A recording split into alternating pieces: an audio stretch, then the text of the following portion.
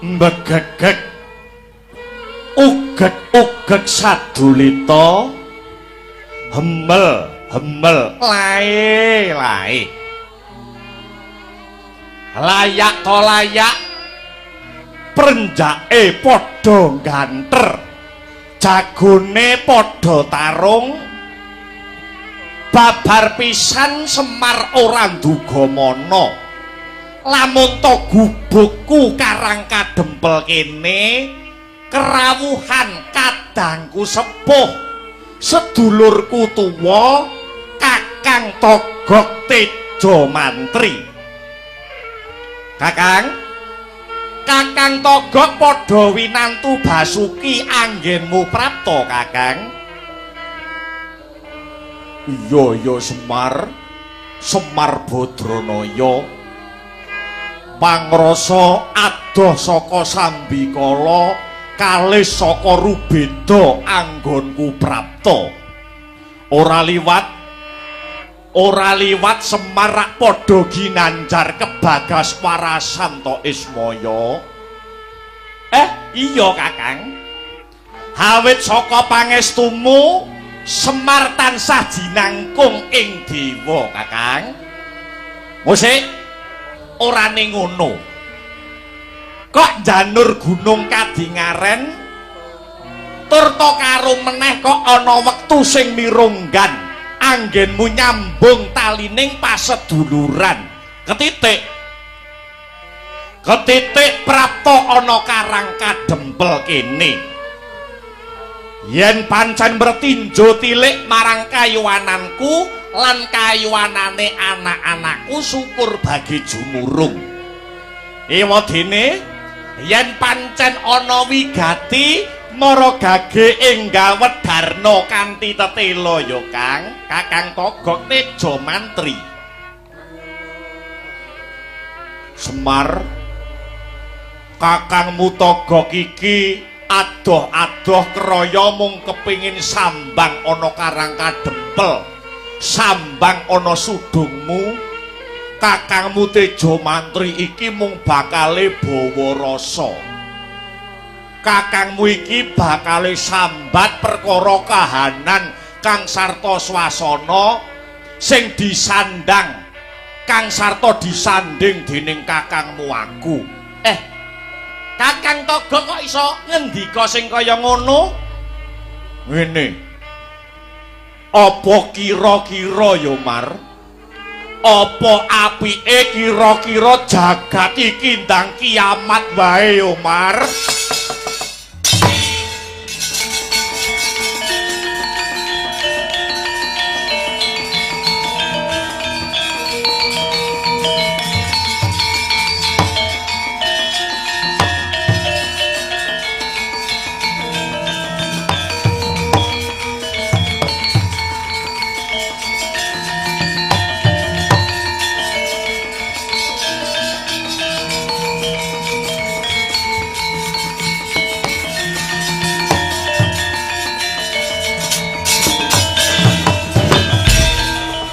Semare goten prayitna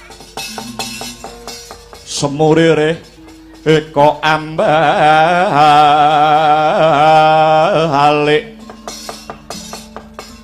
tityani kantayani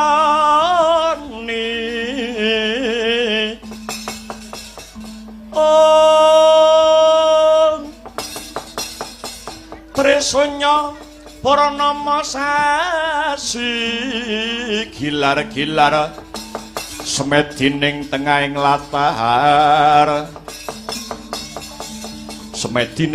latar milang ana lintang Bima Sakti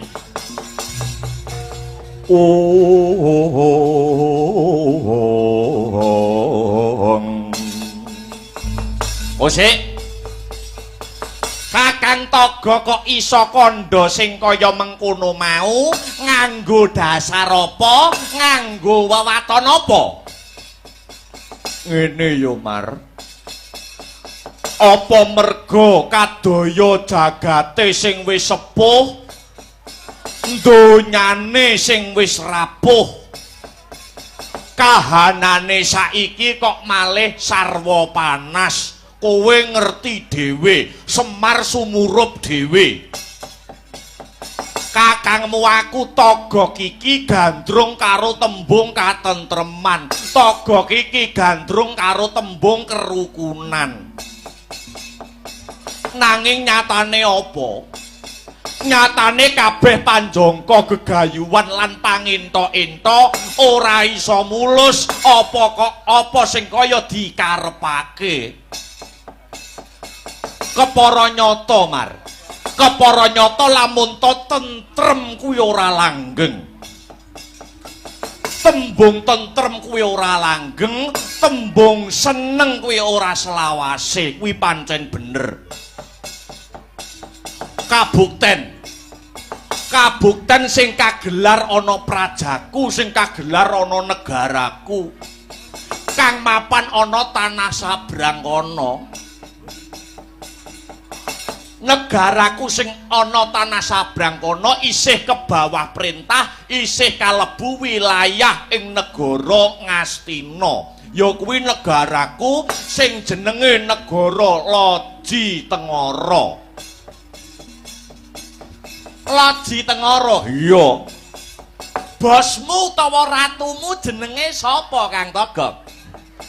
Ratu Mblegedu. Tak kira sak jagat iki ora ana sing ngungkuli ing reh kesugihane. Jenenge ora ana liya ya kuwi Prabu Jayasentika. Jayasentika, iya. Jur gandeng cenenge karo Semar apa Kang Togok? Terus terang wae yo Mar. Aku ki meri karo kowe. Togok yen urip ana alam padang iki meri karo nasibe adiku dhewe ya kuwi Semar Badranaya. Wis to? Sing ndok mereni iki babakan apa Kang Togok? Ngene. Semar wiwit indil-indil nganti ondol-ondol, Semar wiwit jerabang nganti cerapang. Momong sapa? Momong para satriya Pandhawa. Kowe ngabdi karo para Pandhawa. Sing racake para Pandhawa yen tombok tuturi, yen tombok kandhani iki mung bangun miturut ketitik tansah ngambah marga rahayu. Ning aku nelongso Mar. Bareng dapukku dadi abdi. Dapuke Togok Tejo Mantri dadi batur sing jarine batur kuwi saka tembung pangembating pitutur. Aku dadi abdi, Togok dadi batur ana negara Loji Tengara kono. Aku ngelingke karo sesembahanku sing jenenge Prabu Jayasentika iki malah dipentelengi Mar. Aku nuturi karo Jayasentika malah didoni raiku. Mongko sing jenenge pamong kaya aku karo kowe iki duweni kewajiban sak putuhe tumrap apike sing dimong. Kuwi yen kanggone Togok tanggung jawab sing ora enteng, tanggung jawab sing gedhe. Semar momong karo Pandhawa kelakon dadi wong becik. Ning Togok momong karo Jayasantika lan warga ing negara Loji Tengara kabeh do bubrah pakartine mengkang saka pernataning agama njlewar saka paugraning kautaman. Mongko wong yen wis rampung anggone urip, ning ndi parane to Mar? Ning ndi parane to Ismaya? Ora wurunga lak ya bakale sowan ana Gusti kang murbeng dumadi, ora wurunga menungso yen wis rampung kewajibane ana alam donya bakale tumekaning pati. Mongko sing jenenge wong mati iki sok bakal tanggung jawab sak putuhe pianggone netepi dharma lan kewajibane. Mongko aku wis ora iso ngandani karo momonganku. Iki njur lelakon nek kaya ngene iki piye, Mar? Aku meri karo kowe. Aku tak genti sing ngomong Pandhawa, kowe momongo wong-wong sabrang kono ya, Mar.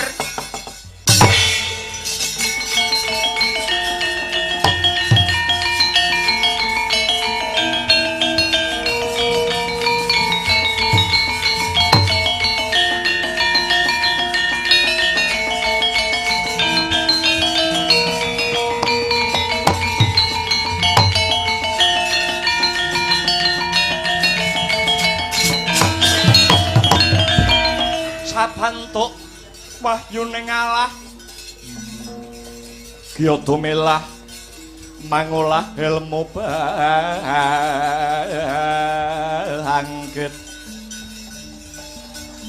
bangkit mikat oreh mangukut kukutaning jiwa hanggo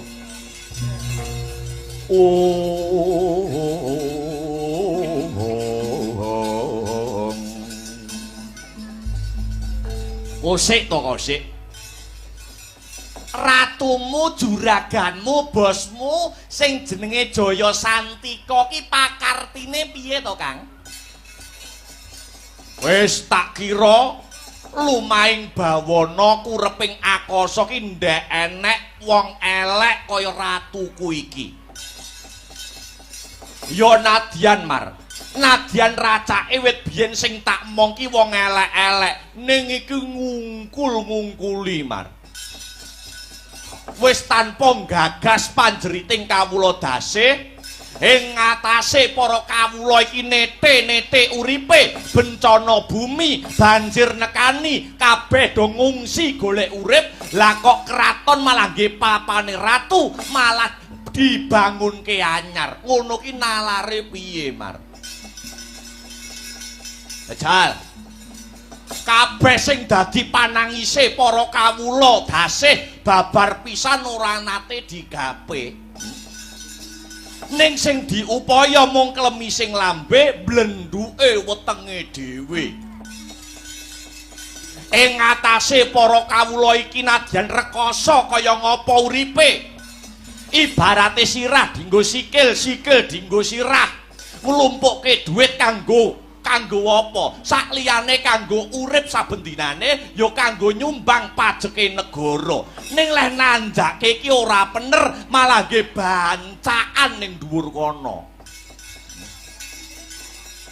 Rina wengi iki anane mung pinter-pinteran guneman.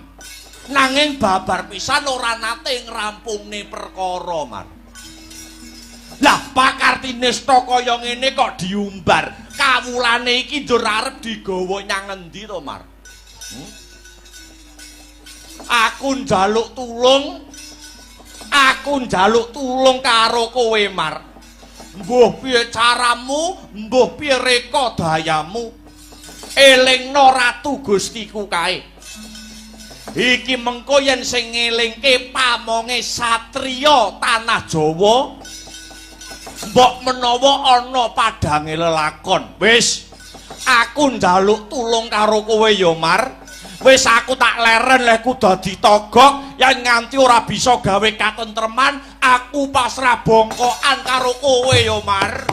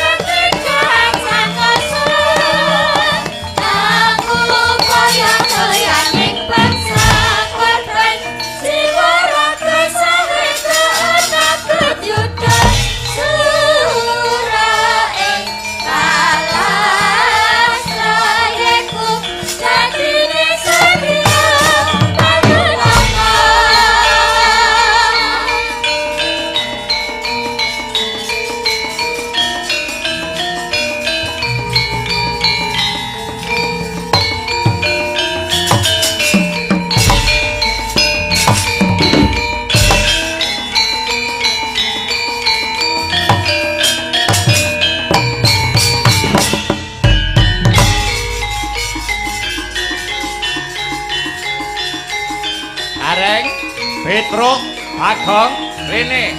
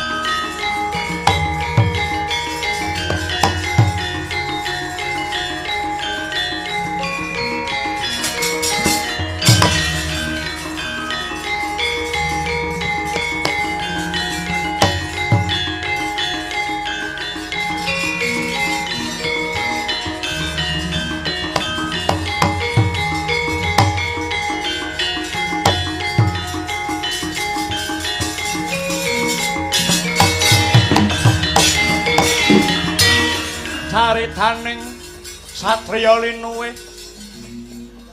kang maradi mring kautaman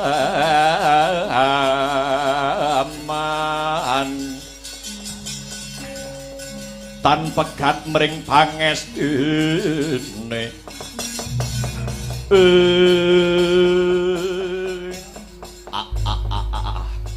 Gareng wonten dawuh Bapak tanpa lidah sinambung tanpa banyu tinalang mestine kupingmu krungu dhewe senadyan anak-anakku mung ngrungokke ana pepungkuran ndak kira wis mudeng apa sing dirembug dening Pak Demu Kakang Togog Tejo Mantri. Semar ngrumangsani wis tuwa, aku bapakmu Semar ngrumangsani wis ora enom. Arep jangkake sikil, ngrembyahke tangan iki wis saras-sarasen. Mongko Pak Demu Togog iki mau masrahke sak wutuhe babakan katentremaning negara Loji Tengara marang Semar. Gareng, kowe anake sapa? Anake bapak. Kewajibane anak nyang bapak kepiye? Mbangun piturut marang apa sing dadi perintahe bapak. Gareng dina iki budhal nyang Loji Tengara tentremna kahanane.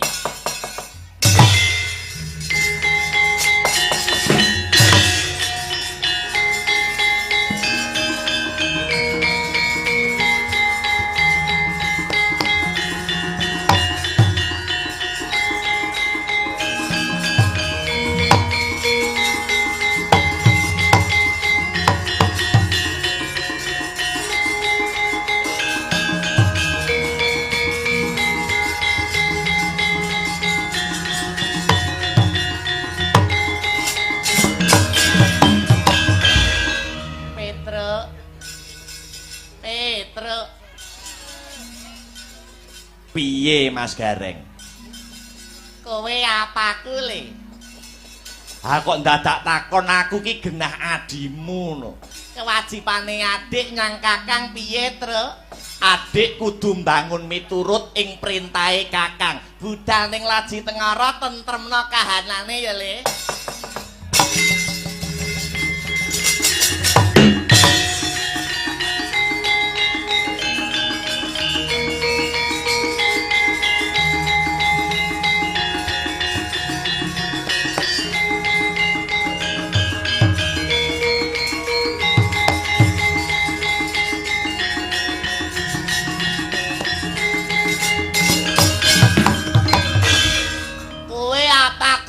Aku no.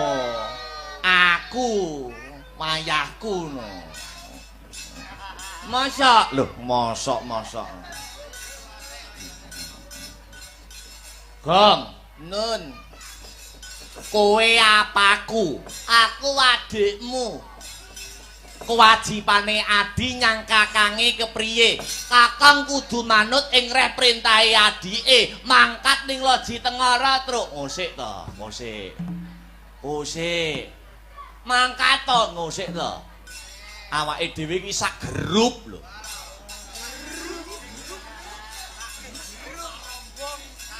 Ki mengindak kleru to, ndak. Kowe iki lho apaku, adikmu. Kewajibane adik nyang kakang apa? Kakange kudu manut ing reh perintah adike mergo adike isih cilik.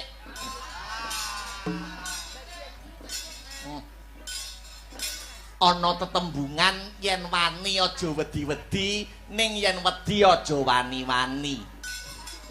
Yen pancen Bagong moh mangkat, yen pancen adiku sing tak tresnani Bagong kok moh budal ning Loji Tengara, aku ndak apa-apa, aku tak budal dhewe. Ewadene kok nganti aku iki engko tumekaning pati, Petruk kok nganti dipateni karo wong Loji Tengara, diajar, disiksa karo wong Loji Tengara. Aku wis sumpah, aku wis prasetya, suk-sukmaku sing arep ngedeni kowe. Ya ampun. Ancamamu tek elek ngono. Lah kowe kari gelem budal apa ora? Kari wani ora? Mangkat apa ora?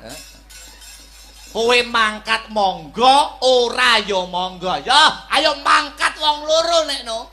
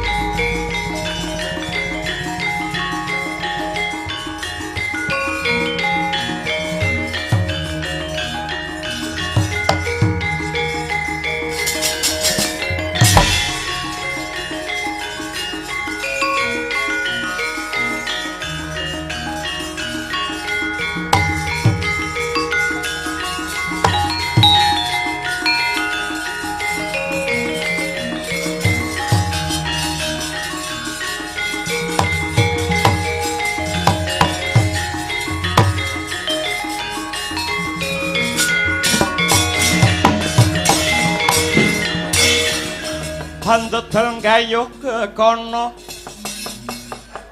ora sang ora mandaya pati ana yaksa gungcang krama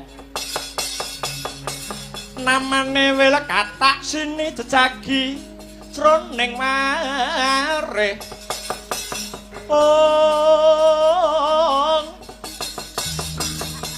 Badha kolam tanpa tuwa mina-mina Drojaladri mila gugu saben ari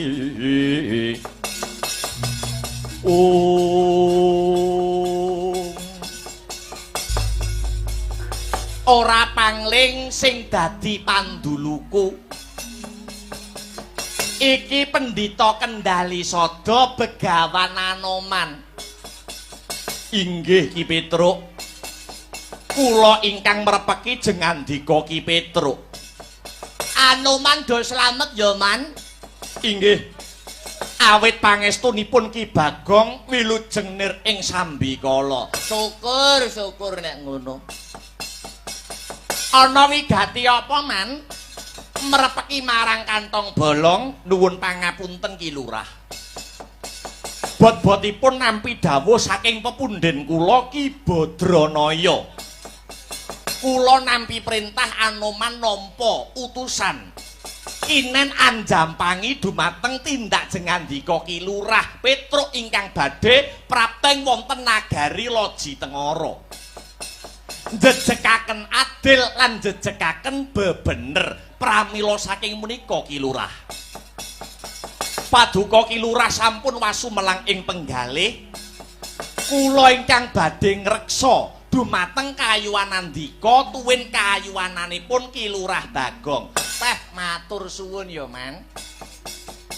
Syukur bagi sewu yen pancen kaya mangkono senggono. Ning kowe aja ngarep-arep apa-apa. Merga apa? Merga niate Petruk kantong bolong ki tulus. Tegese lelabuhan sing tanpa ngarep-ngarep bebungah apa-apa lho, Man. Inggih Ki Lurah. Babakan menika kula sampun mangertos. Pancen sampun dados sedya kula. Ciptaning galih wiwit kuncung ngantos gelung. Gesang kula badhe kula sramakaken kinarya nindakaken dharma tumrap katentremanipun bebrayan. Bagus yen pancen kaya mengkono. Ayo, Yen pancen kaya mengkono digelak lakune prapteng negara Loji Tengara. Njejekake adil, njejekake bebener. Nganggo tekad sinatriya. Muga-muga negara Loji Tengara enggalo antuk suluh sulak pepadang ya Man. Sumangga kula dherekaken Kyai.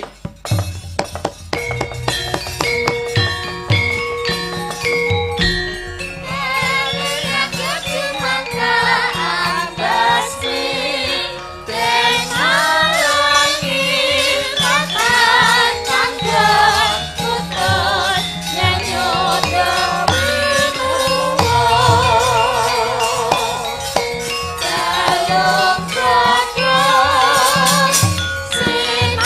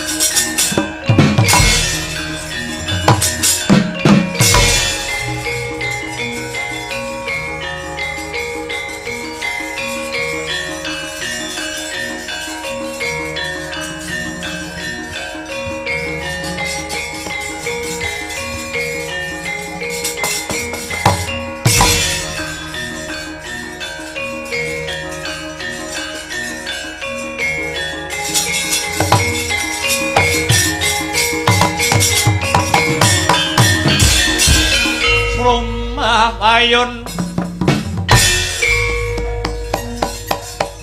Jeng Yaksendra Pura rupa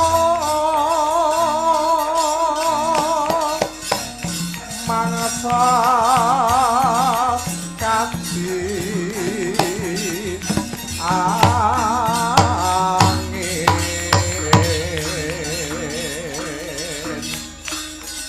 bangsa pal keprapal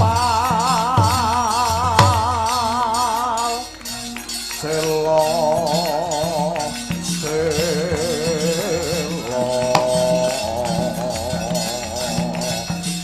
kapal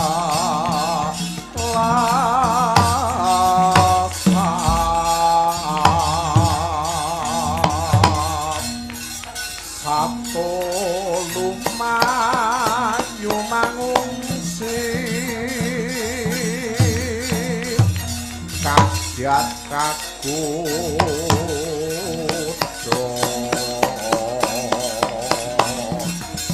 kang joko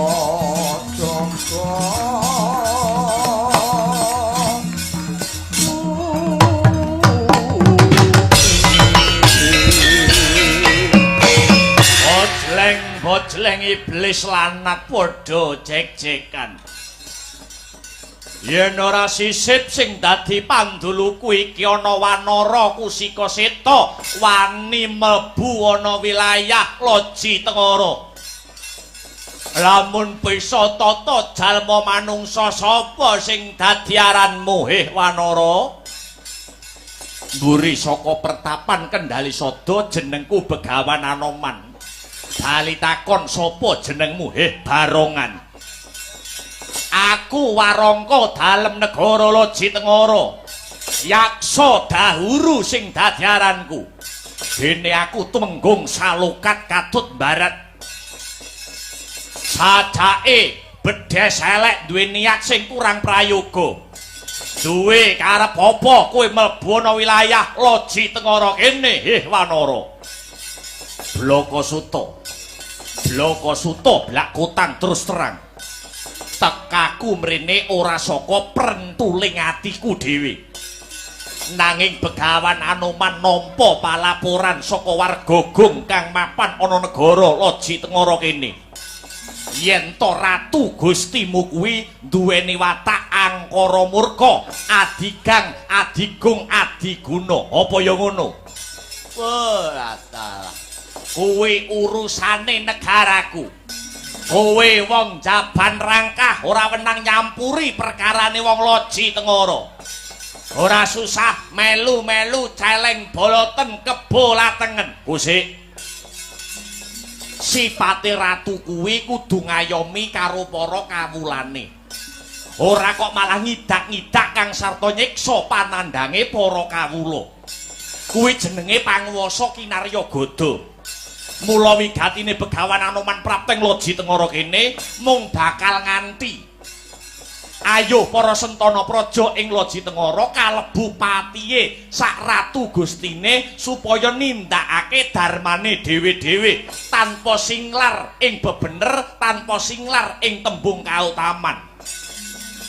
Lamun tumindake ratune sak patihe lan kabeh para pejabate negara Loji Tengara ora gelem didandani, ora gelem diowahi, tetep beguguk kutha waton, tetep dak siya marang para kawula.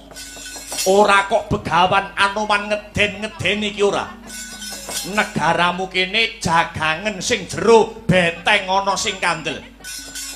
Ora nganti setugel dina Loji Tengara bakal rata padha bumi. Tumenggung cekelen monyet elek siji iki.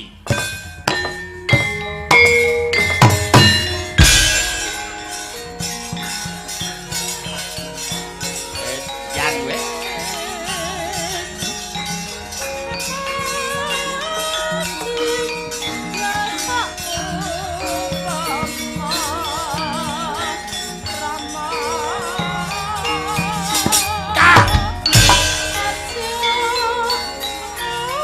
Yes, bos nurik kowe.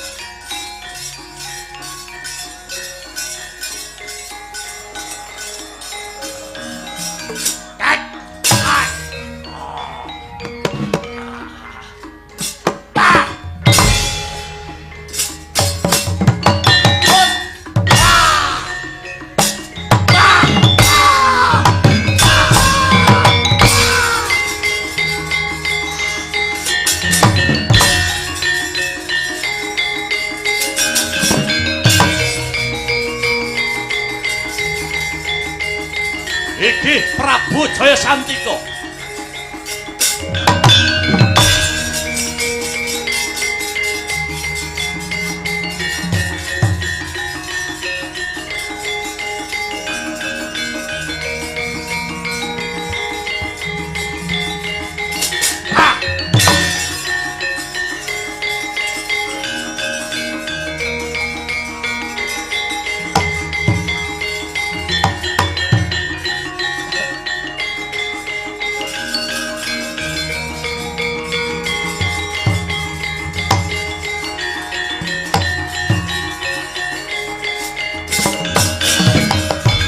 Ancoto meregut ngembat watang raboso ing mungsuh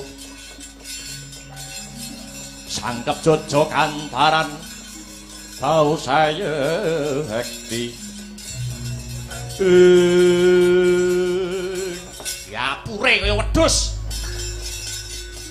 wani mlebu kraton Loji Tengara sapa iki ndangu dateng kula nami kula Petruk Kantong Bolong.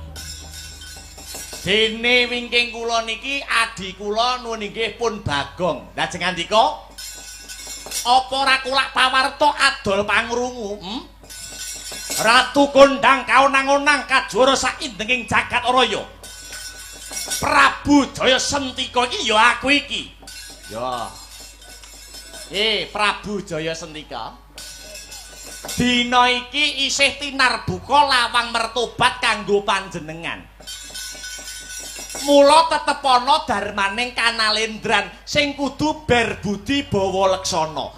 Berbudi iki tegese seneng geganjar ngawula wisuda, bawa leksana apa kang kawedar kudu kelakon.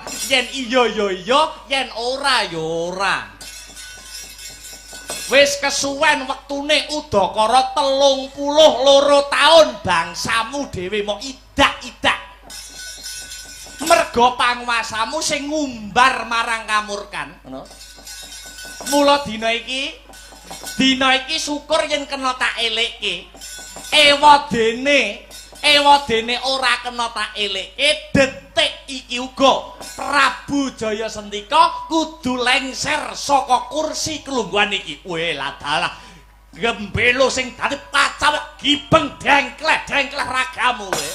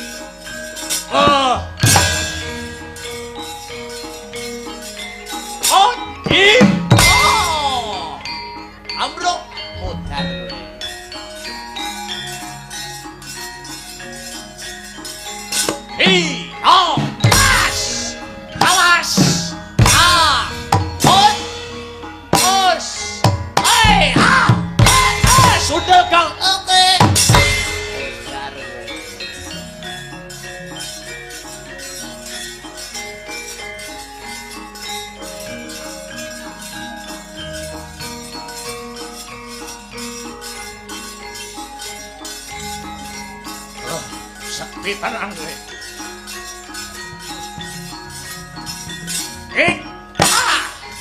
Ayo. Milih Iya le.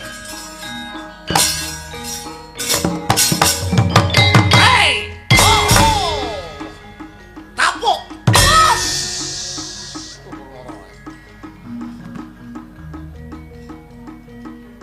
Ujian. As! Os! Ho! Ho!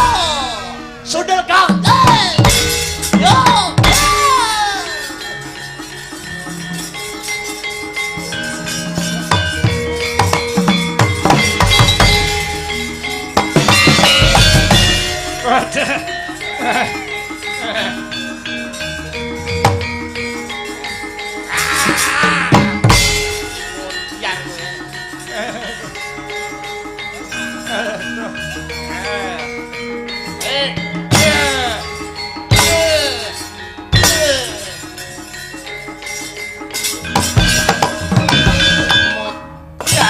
Aduh mati aku. Biar aduh mati iki Petruk. Nyah kurang marem. Biar. Petruk ini kesel ngawur wayangane. Aduh. Kapok iki Petruk. Kula kapok. Apa kowe? Aduh. Aduh. Aduh. Kapok iki Petruk. Ayo, kowe nek ratakan tapi tuman. Lah, aduh, lho, ngecak.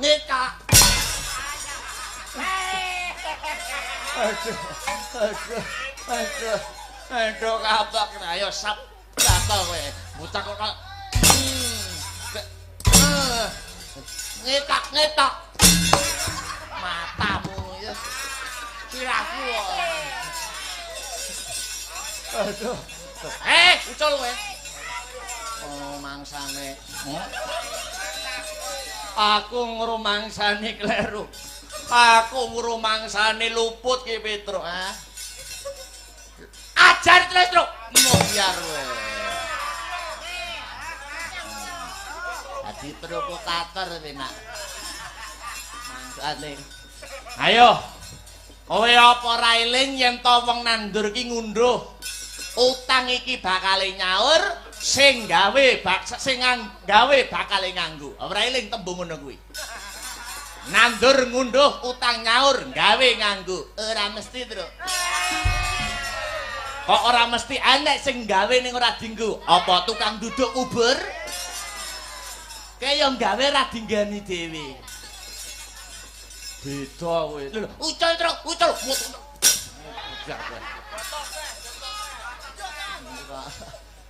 Aja mengorene ucul engko. Ayo. Wong dadi ratu kuwi ora mujudake bebungah nanging amanah, kudu tanggung jawab sak wutuhe ngono. Babakan tata titi tentrem ing negara. Ngerti apa ora kowe Jaya Santika? Nggih, kula kapok biar kowe. Murang tata gelem mertobat ora? Gelem mertobat ora? Ngomong gelem bojomu nggo aku.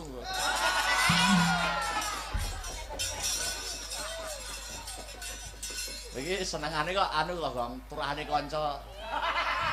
Aku turahan ndak apa-apa penting ikhlas lho. Aja. Janji mok tutuk-tutuk le, Anggenmu ngumbar kamurkan jo takon dosa kowe tak kei urip ben kowe gelem mertobat. Matur nuwun Ki Petruk. Matur nuwun.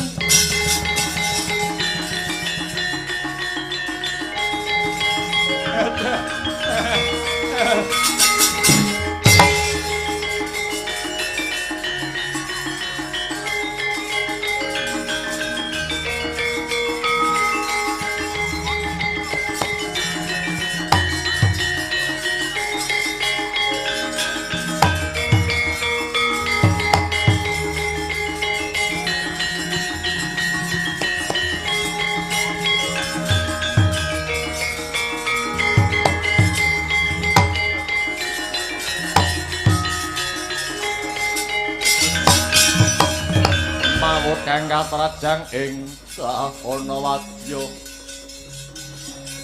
sanggep keprabon prangkang obro marekota.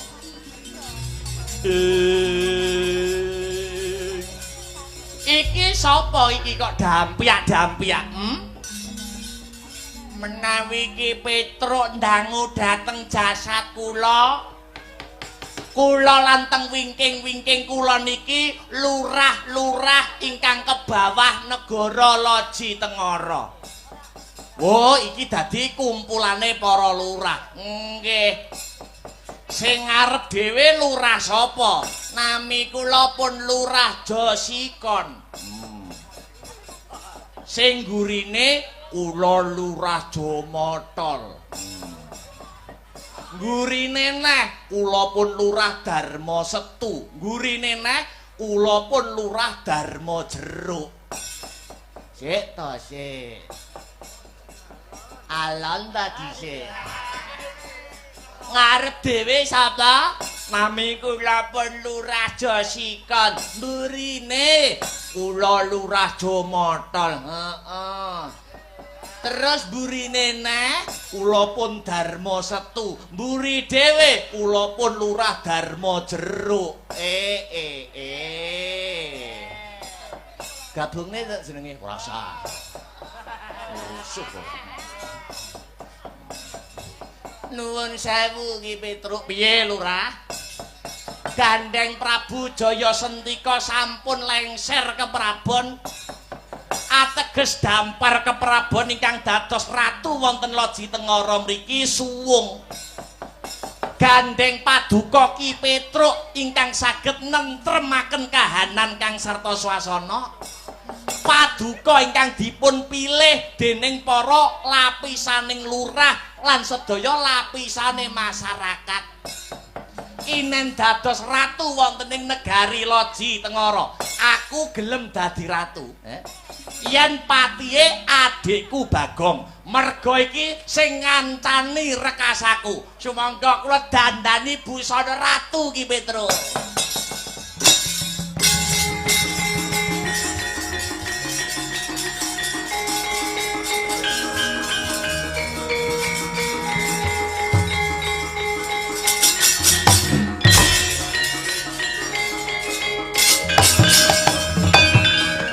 Prataruna hanyutiya sanes karo mangko sakune dumati marsudi karo kakane kunane bisane betul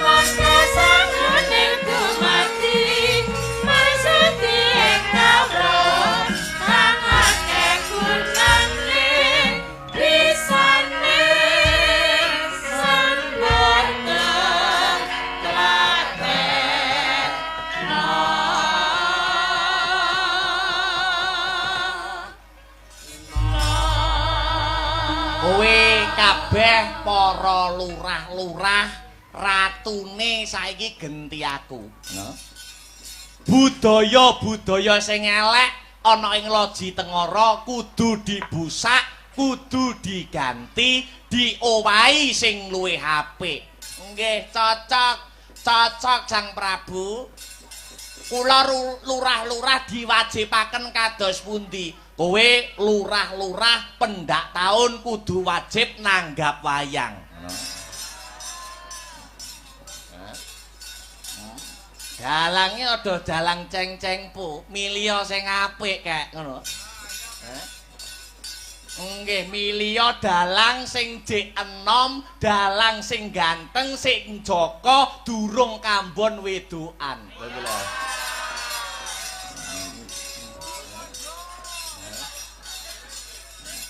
Kowe nganti ora nanggap wayang pendak taun lurah-lurah tak dongakne anyang-anyangan permanen kowe. Piye anyang-anyangan permanen dah rasane ya apa,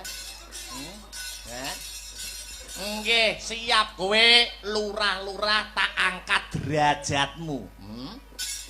Saka lurah malih dadi Sentana Loji Tengara kene. Aku duweni penjalukan kanthi Petruk dadi ratu ana negara Loji Tengara, negara kene dadi negara sing adil lan makmur. Gemah Ripah Lojinawi Kertatata Turaharja Ratu Loji Tengara Prabu Tongtongsot Bel Gedwel Beh Patih Loji Tengara Patih Bawur Sari.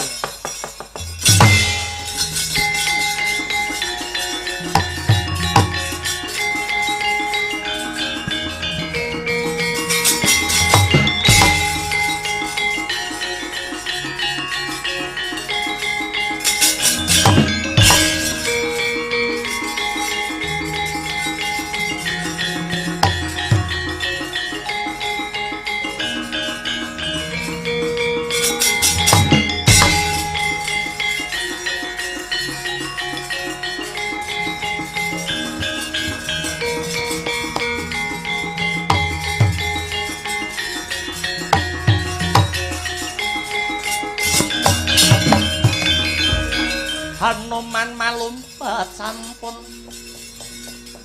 prapteng witing naga sari mulat mangandhap katingal wanodya yukuru haking Anoman kula wonten dawuh sinuwun Prabu Tongtongsot Bel Gedwel Beh Anoman dina iki tak angkat derajatmu dadi pujangga agung negara Loji Tengara kene. Duh ngaturaken panuwun do sinuwun Prabu Tongtongsot paring kapercayan ingkang semanten agengipun. Iya. Gandeng negara Loji Tengara kene iki maksih ke bawah perintah karo negara Ngastina, ngono. Anoman tak perintah dina iki lumarapana negara Ngastina. Sawana Prabu Duryudana. Aku kepengin ngelingke Prabu Duryudana sing kaprah duweni watak angkara murka, ngono. Wateke nista budine candala. Sanggiten kanthi tembung sing rungsit ngangge tembung kowe nyiliya dampar ke Prabon Ngastina. Mengko dheke mesti mudeng yen ana ramene Prabu Tongtongsot sing diadyaki.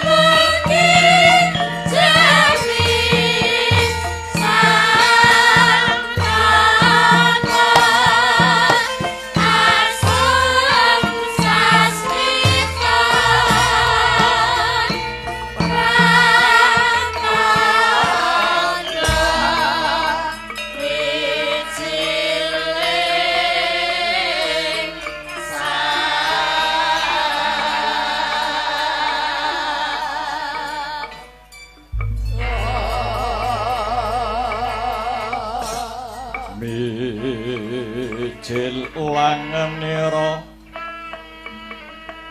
sang nahar pati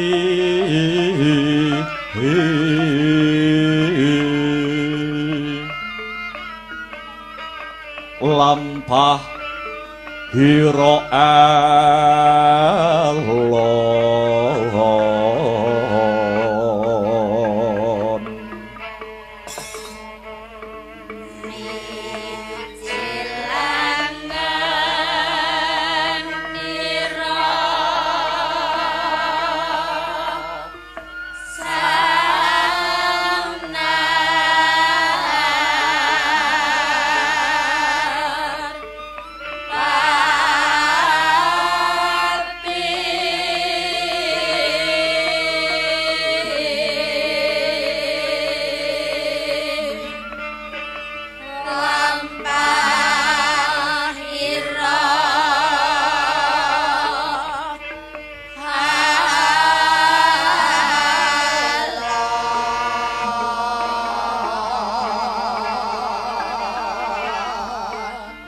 ginarbak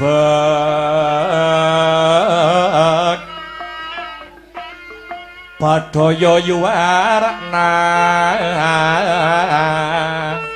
nira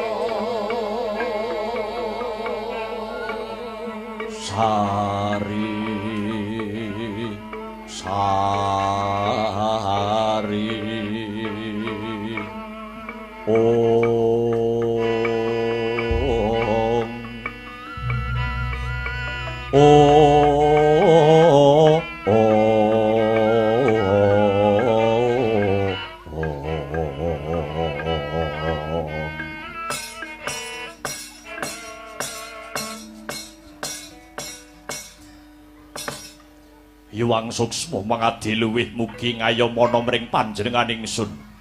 Kula nuwun dereng dangu sak rawuhipun Koko Prabu Mandura ing setinggil negaring Astina.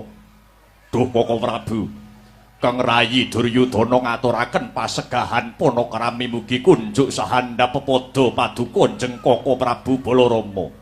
Jagat Dewa Bathara pangestungkara jagat Yayi. Dahat katedha kalingga murda lulus raharja kalis ing pangrencana praptanipun Kakang Mandura ing setinggil negaring Astina kalis saking rubeda bombong mongkok raos ing manah dene Yayi Duryudana ngaturaken sih pambagi panakrami kunjuk wonten ngarsanipun pun Kakang. Inggih Yayi, inggih. Kula tampi mboten langkung puja pangestunipun pun Kakang tumanduka Yayi Prabu Duryudana. Sanget angin kula nampi puja pangestu ingkang rumentah kula kalongaken jangga kapetekaken pranaja rumeketing wardaya mugi amimbuhana bagya kaiwanan kula. Duh Koko Prabu, mboten langkung kula aturi lenggah ingkang kanthi prayogi. Duh Koko Prabu, nggih semunipun sampun mboten kirang sekeca anggenipun kang raka lelenggahan wonten ing sasana mriki Yayi. Mboten dados sabab gandeng ripa lenggahan sak mangke kang raka sampun marak siba bebasan anyidam rujak ing cempaluk tumengklungen daya-daya wruh dati ning karsa winalik rasanipun Baladewa, winalik rasanipun pun Kakang ing Mandura. Yayi Duryudana. Menawi keni winedar ing akatah gandeng kula sampun marak mangarsa wonten pendhapi agung negari Ngastina. Kang Raka Sumedya ngangklungaken jangga nilingaken karna nengga rumentas sabda. Sabdanipun Nyai Prabu Duryudana enten babakan menapa ingkang kedah dipun rembak kaliyan Kang Raka Mandura Yayi. Permara reh mangos somya ngambrang kadhi karunaning kaswasih ring marga Hamalabung risang ganta mastrat maca leng-leng lalu manguladi surya mangrangsang wayah surya mangrangsang wayah umyus hamara wayanto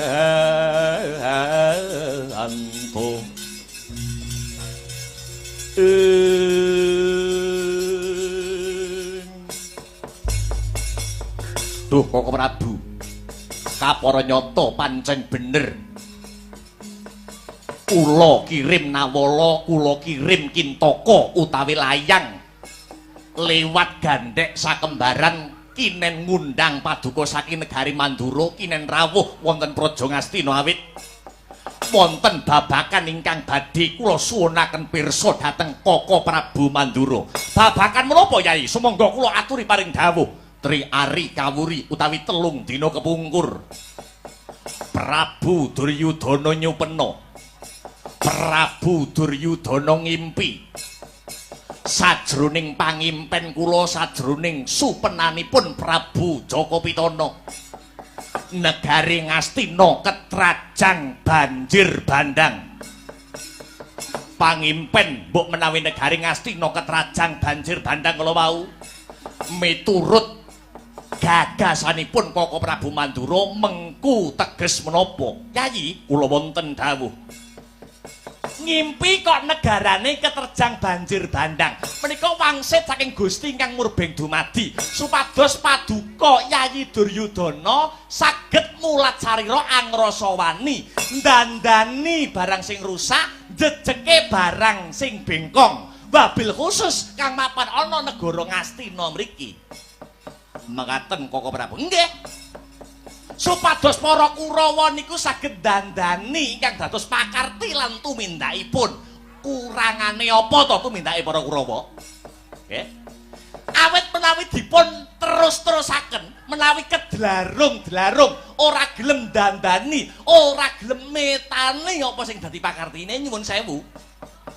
pangimpen banjir bandang kala wau saged meratelaken mbok menawi negari Ngastina mriki saged ketaman pageblok mayangkara larang sandang larang pangan yen terus diumbar-umbar Ngastina bakal bedah Yayi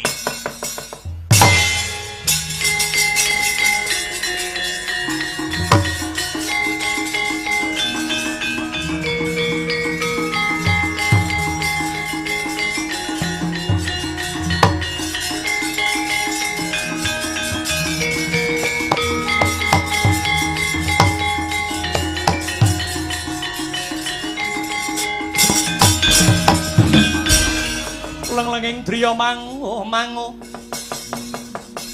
mangun kung kanduhan remang lerlena tanpa kanen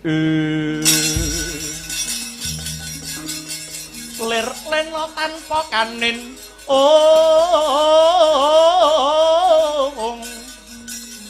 yen tantulusa yen tantulusa mengko sang Hyang Utama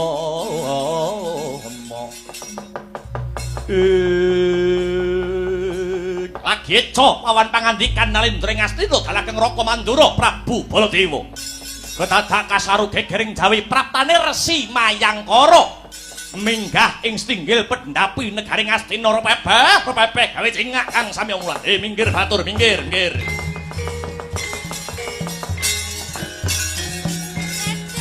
swakarya wangsit pindha kuntang agap ing tawang Atma Janaka Rawana Ya Mas susun angin tinggone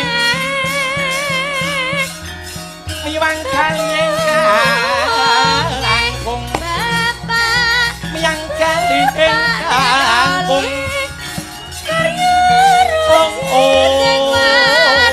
Daya Gonesi carane Karya rucine waradaya Ya Mas ayam tentrem penggalie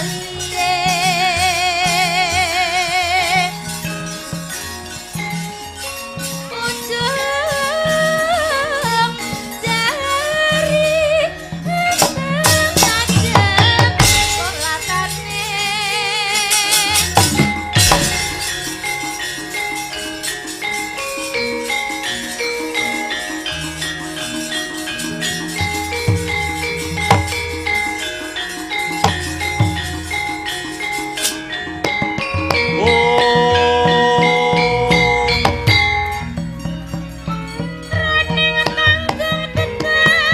Anoman malumpat prateng witing moko sari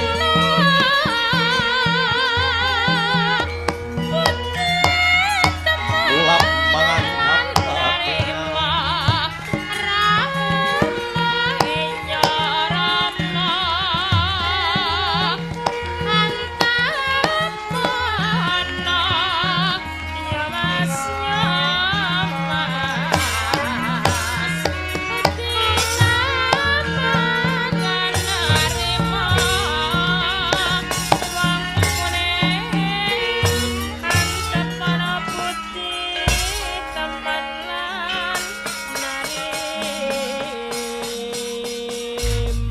kawula nuwun sewu amit pasang Kalimantabik pisowanan kula sinabeta ing Iloduni Dumawaing Tawang Towang nuwun sewu kula pujangga kraton Loji Tengara nami kula pun Resi Mayangkara ingkang sowan wonten ing negari Ngastina mriki alah ora pangling kowe iki pendhita kendali sada dadak ngaku tetenger Resi Mayangkara dadak ngaku pujangga kraton negara Loji Tengara ana wigati apa Anoman prapta ana pendopo Ngastina inggih punten dalem sewu anggen kula sowan wonten ngarsa paduka sinuwun Prabu Duryudana menika bot-botipun nampi dawuh saking tetungguling Nalendra nenggih sesembahan kula Prabu Tongtong Setbel Geduel Beh saking negari Loji Tengara sak sampunipun Sang Prabu Tongtong Set menika kawisuda dados Nalendra wonten negari Loji Tengara badhe nyuwun paseksen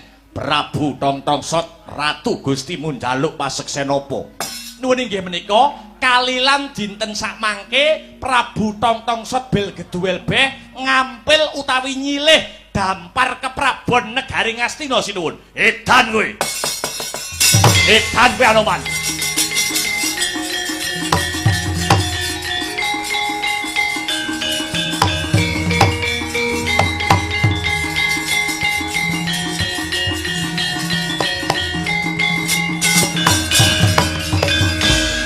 Domong tapler kinatap duka yayasin epi Jojo bang mawingo-wingo ngis setan membo menungso lekno mripatmu jerengen gobokmu aku ngerti pelayune tembung saka sesembahanmu Prabu Tongtong Set tata gelar bakal nyilih wujude dampar kencana cetha lamun to bakal jongkeng keprabone Prabu Duryudana ri palungguhan iki tak ajangi jembar negara Ngastina tak depani ora bakal tak wenehake marang sapa wae senadyan mung sak iyubing payung kejaba yen sirahe Duryudana wis gumlundung bosok koklok dirubung laler. Anoman, metu njaba, ayo petung karo Baladewa, biangsat kowe.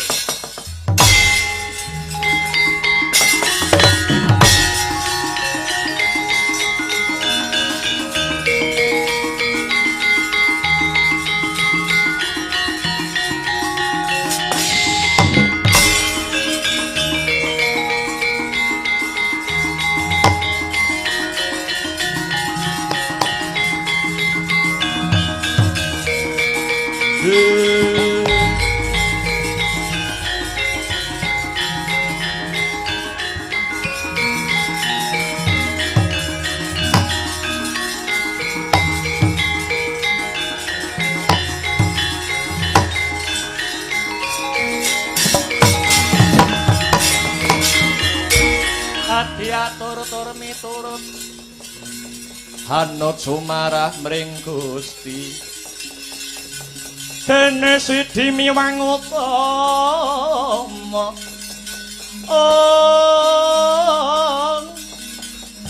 panindak ing praja adil bejo dadi bandara rena repan mring pro abdi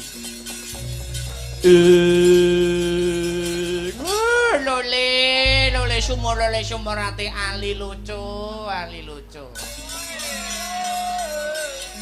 anak Prabu Duryudana Bapa Durna kados pundi kahanan kang sarta swasana negari Ngastina bebasan wonten paribasan ancik-ancik pucuking ri wonten ratu anyaran jenenge Prabu Tongtongset wani-wani arep bedha negara Ngastina sing kula gumuni sing dadi pujangga kratone lah kok si Anoman apa ora ngerti Ngastina ki duwe pendhita duwe pujangga agung sing manyar-manyar ya kuwi pendhita Durna rumaos kula kok teng lakon napa-napa kuwi Anoman kok panggah metu